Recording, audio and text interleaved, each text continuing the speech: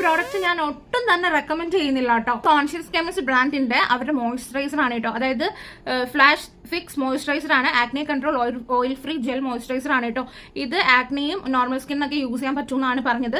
ഞാനിത് വാങ്ങി എന്റെ മുഖത്തിട്ടതിന് ശേഷം എനിക്ക് ഭയങ്കരമായ രീതിയിൽ ചൊറിച്ചിൽ വന്നു കേട്ടോ. ഭയങ്കരമായിട്ട് ചൊറിയുന്നു, ഭയങ്കര ഇച്ചിയായിട്ട് തോന്നി കേട്ടോ. ഞാൻ അപ്പം തന്നെ റിസ്ക് എടുക്കാൻ നിന്നില്ല, ഫേസ് കഴുകി, കാരണം പിമ്പിൾസ് ഉള്ളതുകൊണ്ട്.